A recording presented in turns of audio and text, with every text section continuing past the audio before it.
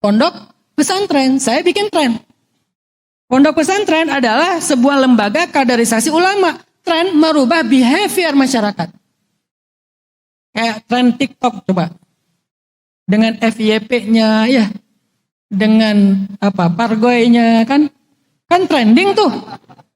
Partai goyang kan ya, trending kan, semua orang ada goyangnya gini, ada yang apa segala macam, cewek-cewek. Lalu para khatib di atas mimbar trending, eksis. Kalau kebenaran sudah eksis, maka kebatilan akan tergeser. Bukan diteriaki kebatilan itu, tetapi digeser dengan eksistensi dari kebenaran. Alhamdulillah akhirnya 4 geng motor hijrah, ketuanya ikut ngaji bareng. Lalu kita manggung dalam acara ngabuburait di Bandung, di Gasibu. Ada berapa puluh ribu anak muda, manggung semuanya, deklarasi damai. Alhamdulillah turun drastis kriminalitas teman-teman geng motor waktu itu, sebelum pandemi nih. Menjelang 2019, saya punya cita-cita lagi tambahan. Pengen mempersaudarakan, setelah mempersaudarakan 4 geng motor, sekarang agenda berikutnya adalah mempersaudarakan 4 supporter bola. Aremania, Bonek, Viking, Bobotoh, The Jack. 4 supporter bola yang paling besar dan cukup sering unik. Karena saya tinggal di Bandung, maka dimulailah dari Viking Bobotoh. Alhamdulillah panglimanya ikut. Lalu karena Viking Bobotoh udah hijrah nih secara ketokohannya, maka basis sosial, saya menyebut ini sebagai basis sosial, social base. Basis sosial mereka yang berjumlah lebih dari 3 juta supporter bola itu bisa merubah regulasi. Apa regulasi yang berubah? Gara-gara mereka udah hijrah, mereka nggak mau lagi nonton bola yang mengganggu jadwal sholat maghrib. Akhirnya mereka mendesak TV dan penyelenggaraan kompetisi bola itu untuk merubah jadwal tanding. Habis maghrib baru tanding. Berubah itu. Dan kita sediakan di luar stadion musola yang mobile. Sehingga mereka sholat maghrib dulu walaupun nggak 100%. Tetapi ini banyak perubahan. Dan yang luar biasanya lagi, sebelum tanding satu stadion baca Al-Fatihah dan salawat kepada Rasulullah. Pernah juga mereka mengibarkan bendera Palestina kena hukuman juga sih. Tapi itu terjadi. Lalu kita setelah dengan Viking Bobotoh udah pada ketua-ketuanya ikut, pemain Persibnya juga udah banyak yang ngaji, pengen ke Bang Ferry di Jakarta. Qadarullahnya pandemi. Jadi agenda itu tertunda gara-gara musibah pandemi. Insya Allah nanti kalau udah normal lagi kita lanjutkan agenda tersebut. Sehingga kalau 4 ikon supporter bola ini bisa bersaudara, ini akan menginspirasi yang lain. Seperti Rasulullah mempersaudarakan Aus dengan Khazraj, Muhajirin dengan Ansar, Bani Aslam dengan Bani Ghifar. Itu agenda dakwah yang konkret. Tetapi harus dilakukan secara metodik. Tidak cukup hanya dengan hal-hal yang sifatnya spontan. Sehingga ketika saya presentasi tentang kurikulum, konsep dan strategi dakwah ini ke Ustaz Abdul Somad, waktu itu di sini di Batam, saya ketemu Ustaz Abdul Somad sebelum kita bikin Barisan Bangun Negeri. Ustaz, ini model dakwah saya. Oh, saya baru ngerti, kata Ustaz Abdul Somad. Saya pikir Ustaz Hanan itu motivator jomblo katanya. Kenapa Ustaz Hanan lebih sering bahas jomblo kalau misalnya dakwahnya ke sini? Karena memang fasenya di situ, Ustaz. Kalau saya berdakwah ke ring 1, saya akan mengatakan pacaran haram. Kalau saya berdakwah ke ring 2, saya akan katakan udah putusin aja. Berhubung saya dakwahnya ke ring 3, saya katakan pacaran itu halal. Aneh nih Ustaz. Gimana maksudnya? Halal tetapi setelah nikah. Pacaran itu halal dan lebih seru kalau sudah nikah. Munculkanlah cerita gimana romantismenya keluarga Nabi, Sayyidah Aisyah, keluarga sahabat. Romantis, ternyata pacaran setelah nikah lebih seru daripada sebelum nikah. Artinya sebetulnya saya lagi menyuruh orang untuk putusin. Cuman dengan bahasa ring 3. Muncullah satu poster kajian judulnya Jovisa, Jomblo Visabilillah. Posternya anak muda pakai rompi kayak rompi perang, pakai M16, tapi di ujung senapan bunga mawar. Di rompi diisinya dengan coklat Valentine. Lalu judulnya pakai sorban ala-ala Irak gitu, tapi judulnya Jomblo Visabilillah, bukan Jihad Visabilillah. Kok jomblo visabilillah? Dari mana ini? Ada asal usulnya. Karena dalam ijtihad dakwah, saya belajar dakwah di Mesir, cukup serius juga. Dalam ijtihad dakwah saya, kata fisabilillah itu bukan hanya terikat dengan kata jihad, banyak hal. Termasuk jomblo. Jomblo itu artinya apa? Masih sendiri. Tapi dia mau menjaga kehormatannya karena Allah. Itu namanya jomblo fisabilillah. Dan ada dua orang yang paling hebat untuk menjadi inspirasinya para jovisa. Cowok adalah Nabiullah Yusuf alaihissalam. Itu adalah jomblo fisabilillah yang paling keren. Mampu menahan dirinya, menjaga kehormatannya ketika dia digoda oleh seorang cewek. Kalau perempuan, Sayyidah Maryam. Dan Maryam adalah inspirasi buat anak muda yang jomblo tetapi ingin menjaga kehormatannya karena Allah Subhanahu wa taala. Itu namanya fisabilillah. Akhirnya viral, rame, anak muda mulai ngaji. Kita cari imam-imam yang suaranya bagus untuk ngimamin sholat. Karena sholat itu adalah event langit. Kalau kita di bumi ini banyak event-event, crowd event, Tomorrowland dan segala macam ya. Sekarang kita bikin event langit. Kenapa saya sebut event langit? Karena event ini bukan hanya ditonton oleh penduduk bumi, tapi juga oleh penduduk langit. Inna Qur'an al-Fajri kana masyhuda. Sesungguhnya bacaan imam di waktu sholat fajar, yaitu sholat subuh, disaksikan. Arti disaksikan, dinontonin sama penduduk langit. Allah ikut menyaksikan, malaikat menyaksikan. Berarti sholat itu adalah event langit. Sehingga kalau event bumi aja create-nya serius, masa event langit asal-asalan? Harus lebih serius. Cari imam yang paling bagus. Kalau di bumi, imamnya adalah DJ. Kalau di bumi, imamnya DJ. Begitu Alan Walker keluar, wah, ya, bendera Israel dibentangkan. Bendera Israel paling banyak tuh di Tomorrowland. Gitu udah simbol Dajjal segala macam. Kenapa orang tertarik? Karena DJ-nya keren. Yang memimpin crowd eventnya, performance-nya keren gitu. Bagus. Giliran kita imamnya pas-pasan. Bacaannya udah kayak pertandingan di sirkuit Mandalika. Alhamdulillahirrahmanirrahim. Amin. Nah, gimana orang tertarik untuk sholat? Akhirnya kita munculkan imam-imam yang bacaannya bagus. Alhamdulillahi Rabbil Alamin. Muncul Muzammil, muncul Ibrahim Quran, muncul Takim Malik, muncul Salim Bahanan. Akhirnya trending juga. Sehingga anak muda nyaman ke masjid. Muazzinnya juga yang muazzin yang suaranya indah. Sehingga orang nyaman ke masjid. Itulah dakwah. Ada banyak mazhab. Mazhab itu artinya cara pandang ya. Ada mazhab yang lebih suka I love skateboarding daripada I am a skateboarder. Jadi yang saya tampilkan bukan saya adalah seorang skateboarder, bukan. Tapi saya suka skateboard. Sehingga yang dimunculkan serunya, nyamannya, funnya, mulailah main skateboard. Lalu main surfing. Berdarah-darah itu saya main surfing itu. Tapi surfing fisabilillah. Kenapa surfing? Karena saya pengen simbol-simbol anak muda itu saya jalanin sebagai yang mereka anggap sebagai mungkin inspirasinya atau leadersnya, show the way. Akhirnya saya main surfing. Main surfing pun banyak mazhab, banyak mazhab. Saya pilih mazhab yang mana? Yang paling senior, yang paling salafnya. Salafnya surfing. Apa salafnya surfing? Longboard. Single fin. Gak pakai leg drop. Apa itu Ustaz? Pakai papan yang panjang, finnya cuma satu, gak boleh tiga, gak boleh pakai ikat kaki. Itu tuh salah banget itu. Kenapa dibilang salah? Karena paling old, paling tua, paling menjaga sisi dari klasiknya. Lalu nggak boleh pakai baju renang yang ketat, yang kayak baju nyelam nggak boleh. Karena modelnya ini model klasik. Jadi pakai bajunya yang geleber, yang bajunya terbang-terbang, pakai baju-baju ala pantai. Mulailah saya pelajari mazhab surfing. Saya ambil yang paling tua.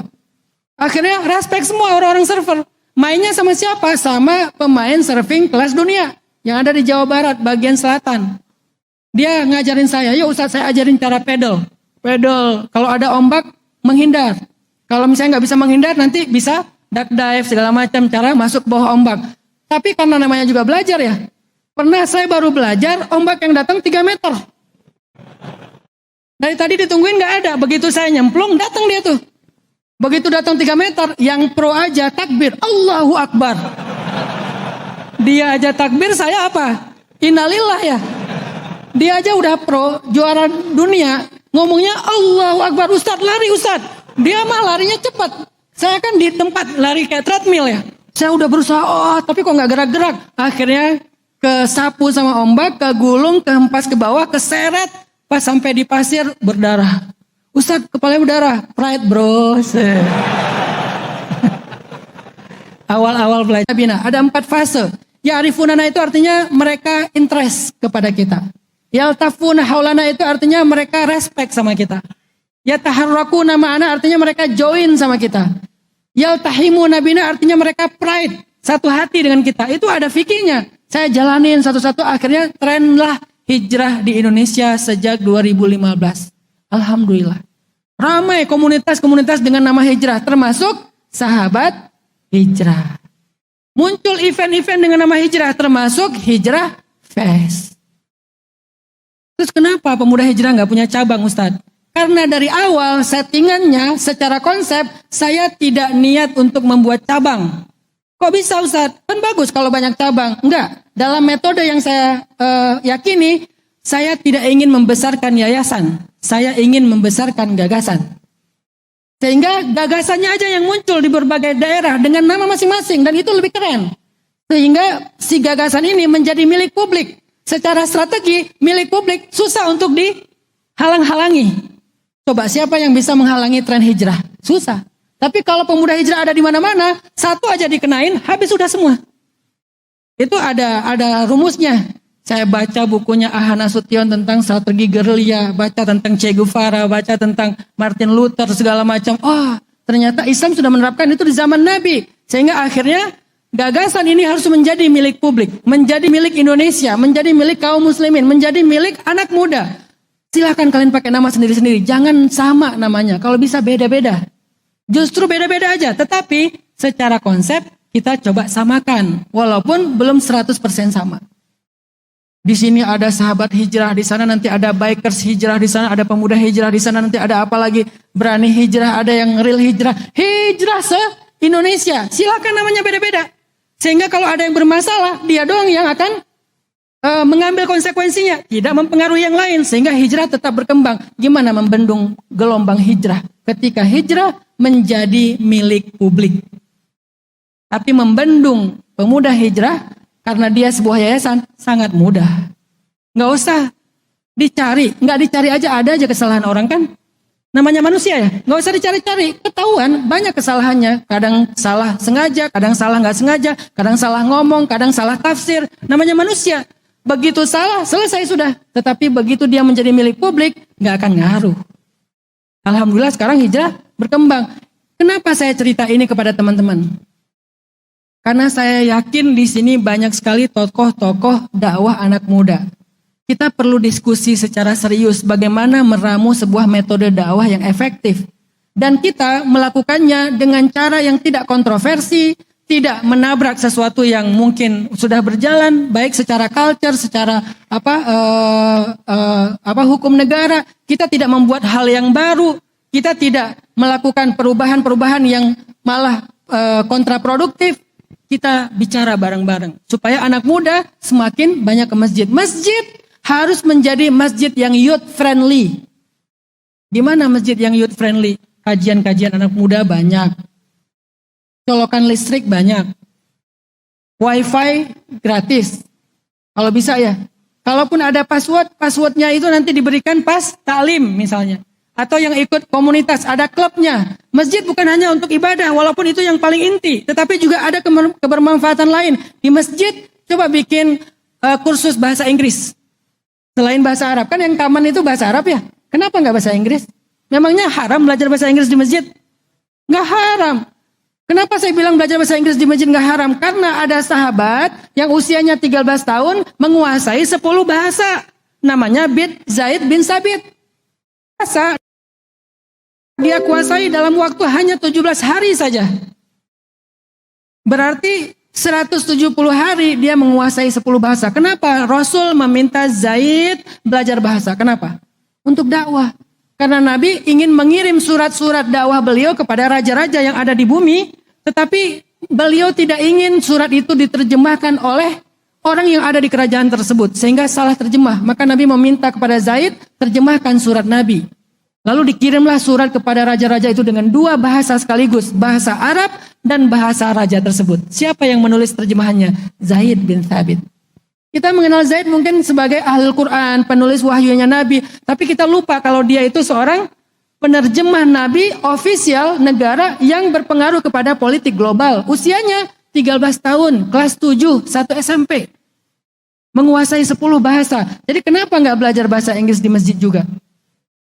Sehingga masjid itu ramai dengan orang yang ingin belajar banyak hal yang baik-baik. Selain bahasa Arab, bahasa Al-Quran, belajar bahasa Inggris, belajar matematika juga, kursus gratis. Sekarang saya di Bandung bikin sebuah sekolah. Namanya Sekolah Rimba Indonesia. Sekolah alam. Ada kolam renangnya, ada kolam ikannya, ada riayah ternaknya, ternak domba, ternak ayam, ada little farmnya, ada stable berkudanya. Kan itu mahal-mahal semua itu. Tapi sekolahnya gratis 100%. Tapi gurunya diberikan 2 kali daripada UMR. Jangan mentang-mentang gratis, gurunya juga gratis. Gurunya hargai, muridnya jangan dikasih beban. Maka tugas saya untuk mencari bagaimana mencukupkan operasionalnya. Sekolah Rimba sekarang udah masuk angkatan kedua dari mulai kelas 1 SD. Konsepnya sekolah skill. Supaya anak-anak itu senang dengan fitrah mereka itu tersalurkan menjadi sebuah hard skill, soft skill, dan life skill. Ini artinya dakwah itu harus diprogram, teman-teman. Anak muda itu harus dekat dengan masjid. Bikin masjid lebih nyaman daripada kafe. Dulu saya pernah bilang di sekitar masjid itu harus ada kafe. Orang heran, kok masjid ada kafe? Kafe itu kan istilah anak muda. Kalau istilah orang tua, kantin. Apa bedanya? Kok di masjid boleh ada kantin tapi kafe nggak boleh? Kan aneh kan? Kantin boleh, kafe nggak boleh. Padahal cuma beda istilah doang. Dan nggak perlu juga ada live musik. Yang penting modelnya itu desainnya apakah industrial, apakah fancy, apakah modern, minimalis atau apa. Mau cara-cara Arab juga nggak masalah, Mediterania. Yang penting dia nyaman untuk dipakai nongkrong. Tapi ngapain nongkrong di situ? Bisa FGD. Anak muda FGD di kafe. Karena sekarang kan trennya kafe itu jadi kayak co-working space ya. Kenapa co-working space-nya di luar dan bayar pula? Kenapa nggak di masjid aja? Sehingga orang kalau mau bicara tentang proyek sosial di kafe masjid. Bicara tentang proyek dakwah di kafe masjid. Sambil ngopi, sambil bicara agama. FGD mereka, produktif anak mudanya. Itu maksud saya kenapa di masjid harus ada kafe. Bahasa lain di masjid harus ada kantin. Kalau saya bilang di masjid ada kantin, pasti nggak kontroversi. Di masjid itu harus ada kantin. Iya emang. Di masjid harus ada kafe. Aneh. Ini Ustadz bid'ah ini. Ustadz khurafat dan segala macam. Sampai saya dipertanyakan, ini nggak pernah mondok kok jadi ustadz. Akhirnya terpaksa saya tulis, pernah belajar di Al-Azhar. Mondok 6 tahun alhamdulillah, lalu ke Al-Azhar. Karena diragukan, kok ini nggak pernah kuliah, nggak ngerti bahasa Arab, ngajar agama. Insya Allah 6 tahun di Arab, jadi lumayan sedikit-sedikit bahasa Arab mah. Selain bahasa Sunda, bahasa Jawa, pastinya bahasa Indonesia. Karena keluarga saya orang Jawa tinggalnya di Sunda. Jadi nggak ada yang bisa bohongin saya. Ngerti semua saya bahasanya. Orang Sunda ngomong saya ngerti, orang Jawa ngomong saya ngerti, orang Aceh pastinya, terus bahasa Indonesia, bahasa Arab, sedikit-sedikit bahasa Inggris. Artinya, memang masjid itu harus dibikin se-youth friendly mungkin. Lalu tempat anak muda main. Kalau di sebelah masjid ada lapangan futsal, orang boleh. Kalau lapangan futsal boleh, lapangan voli boleh, kenapa sih skateboard nggak boleh? Kenapa sih ball atau rem nggak boleh? Apa bedanya? Emang skateboard itu haram, sementara volley dan futsal itu halal? Halal dan haram bagaimana dia main? Sehingga kalau masjid udah youth friendly, anak muda nongkrong di masjid. Main skateboard di masjid selama tidak berlebihan ya. Waktunya azan, ya udah stop azan. Nanti beres sholat, ada halakoh kecil, nggak usah lama-lama, 5 menit aja satu hadis. Karena kalau lama-lama mereka akan kapok. Gak usah ke sana lagi main skateboard. Mainnya cuma 10 menit, tapi pengajiannya 1 jam. Ya, 5 menit aja, satu hadis. Hadis tentang, baca aja Riyadhus Shalihin. Nanti lama-lama baca kitab misalnya Al-Muwatta atau Bulughul Maram. Bertahap. Dari Riyadhus Shalihin yang paling gampang. Nanti masalah adab dan akhlak, baca Ihya Ulumuddin. Tapi ada ulamanya yang standby, day to day, di masjid. Ngaji 5 menit ya, 5 menit doang, habis itu kalian main lagi gitu. Kalau perlu ngajinya di lapangan skateboard. Saya juga bersama tokoh-tokoh anak surfing itu, ketika dulu saya diajarin surfing, siangnya kita main surfing pedal, malamnya tahajud bareng di pantai. Untuk pertama kalinya, seorang server internasional malamnya tahajud di pantai bareng. Karena biasanya kehidupan malam kan ya ada ciri khasnya. Apalagi di beberapa wilayah itu ada istilahnya jamur. Kalau dia makan jamur itu, maka dia akan ekspresif. Kalau sebelumnya dia sedih, dia akan sedih berjam-jam. Itu jamur bagus juga itu. Bikin orang jadi totalitas ya. Kalau sedih, sedih berjam-jam. Kalau senang, ketawa berjam-jam. Ada yang kayak gitu tuh malamnya. Akhirnya kita rubah malamnya tahajud bareng. Kenapa mau ikut tahajud sih? Kan tahajud itu berat. Karena mereka udah respect. Ketika saya mau masuk ke dunia mereka, minta diajarin. Namanya mencos, ajarin gua cara pedal sama dia. Alhamdulillah, artinya yuk kita sama-sama jadikan Batam ini sebagai kota movement anak muda. Kita jadikan masjid sebagai masjidnya youth friendly. Selanjutnya kita bahas yang kedua adalah tentang apa hubungannya antara Ramadan dengan pemuda.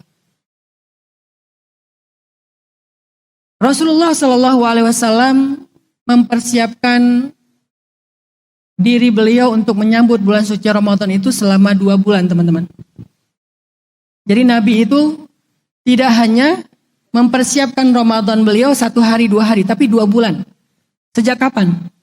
Sejak bulan Rajab dan Sya'ban. Kok Nabi lama banget sih persiapan Ramadan? Karena Ramadan itu adalah waktunya kita manggung. Waktunya kita perform, bukan waktunya kita latihan. Latihannya itu ada di 2 bulan, tapi performance-nya ada di Ramadan. Sehingga kalau kita pengen Ramadan kita, performance kita itu bagus, maka latihannya yang lama dan yang serius. Sehingga kalau misalnya performance kita bagus di bulan Ramadan, insya Allah apresiasi dan rewardnya juga luar biasa dari Allah Subhanahu Wa Taala. Tapi kan kita udah lewat nih Rajab, tinggal Sya'ban, yang tinggal sekitar 20 hari lagi. Nah, apa fadilah dari bulan Sya'ban? Sehingga kita bisa maksimalkan Sya'ban ini dengan preparation kita, persiapan kita, latihan kita, training kita menjelang Ramadan. Dalam sebuah hadis yang diriwayatkan dari Usamah bin Zaid, Rasulullah SAW pernah ditanya, "Ya Rasulullah, lam araka tasumu syahran minasyuhur ma tasumu min Sya'ban." Aku enggak pernah melihat engkau berpuasa di bulan-bulan lain sebanyak engkau berpuasa di bulan Sya'ban. 5 ya Rasulullah. Kenapa ya Rasulullah? Engkau puasa di bulan Sya'ban itu luar biasa. Selain puasa, sedekahnya luar biasa, tilawahnya luar biasa, tahajudnya luar biasa. Pokoknya Nabi itu di bulan Sya'ban luar biasa ibadahnya. Ditingkatkan yang enggak pernah dilakukan di bulan-bulan yang lain. Kenapa ya Rasulullah? Nabi kemudian menjawab, "Hadza dzalika syahrun yaghfalun nasu anhu baina Rajab wa Ramadan, wa huwa syahrun turfa' fihi al-a'mal ila rabbil alamin, fa uhibbu ay yurfa' amali wa ana shaim." Itulah bulan, kata Nabi, yang banyak orang mengabaikannya. Terletak antara Rajab dan Ramadan, yaitu Sya'ban, bulan yang orang lalai. Dan kata para ulama hadis, salah satu di antara amalan yang paling Allah suka itu adalah amalan yang dilakukan ketika manusia yang lain lalai. Itu cara beramal secara cerdas ya. Caranya gimana? Cari waktu yang orang lalai, yang orang berat, kita lalu melakukannya, maka kita menjadi orang yang istimewa. Karena dia langka. Dalam 1 hari, waktu yang paling lalai dan berat itu kapan? 1/3 malam. Kemudian subuh. Maka kenapa sholat tahajud itu adalah sholat sunnah yang paling istimewa setelah sholat wajib? Karena dialah sholat yang paling berat dan banyak orang mengabaikannya. Kenapa sholat subuh itu paling istimewa di antara sholat wajib? Karena dia adalah sholat yang orang lalai dengan tidurnya dan banyak mengabaikannya. Kemudian dalam hitungan bulan, waktu yang paling orang sering abaikan itu adalah Sya'ban. Kalau Rajab punya fadilahnya, Ramadan punya fadilahnya, Sya'ban orang mengabaikannya. Sehingga dia menjadi orang yang istimewa karena justru orang lain mengabaikannya. Jadi kalau kita mau mendapatkan keistimewaan di sisi Allah, lakukanlah sebuah amal solih ketika orang justru lalai dan mengabaikannya. Termasuk doa ketika kita masuk pasar. Teman-teman kalau misalnya nanti mau browsing, cari zikir ketika berada di tengah pasar. Padahal zikirnya biasa aja. Sama dengan zikir ketika kita di masjid, ketika kita sendiri. La ilaha illallah wahdahu la syarikalah lahul mulku wa lahul hamdu. yuhyi wa yumitu wa huwa ala kulli syai'in qadir. Tapi kalau kita baca zikir itu di pasar, maka dia mendapatkan 1000 kebaikan. Arti 1000 sejuta kebaikan. Kenapa kalau di pasar 1.000.000 tapi di masjid mendapat 100? Karena zikir itu kalau di masjid dilakukan habis subuh 100 kebaikan. Tapi kalau di pasar 1.000.000 kebaikan. Kenapa kok di pasar lebih besar pahalanya daripada di masjid? Bukankah di masjid itu tempat yang paling mulia? Kenapa? Karena di pasar banyak orang yang lalai untuk mengingat Allah. Sehingga kalau kita berada di tengah kelalaian manusia tetapi kita masih ingat Allah, maka itu adalah keistimewaan. Begitu juga dengan Sya'ban. Bulan yaghfalun nasu an. Manusia banyak yang lalai terhadap bulan ini. Itu satu fadilah dari Sya'ban. Sehingga kalau kita mau menjadi hamba yang istimewa di sisi Allah, selain Rajab dan Ramadan, coba jadilah orang yang langka. Justru Sya'ban kita adalah Sya'ban yang orang lain abaikan tetapi kita maksimalkan. Agak-agak mirip walaupun gak sama persis dengan hadis tentang ghuraba. Ketika orang menganggap ini aneh, langka, maka Nabi mengatakan tuba, beruntunglah, istimewalah orang-orang yang dianggap langka dan aneh tersebut. Itulah keasingan. Maka jadilah orang-orang yang terasing dalam arti ketika orang lain tidak melakukannya, justru kita melakukannya.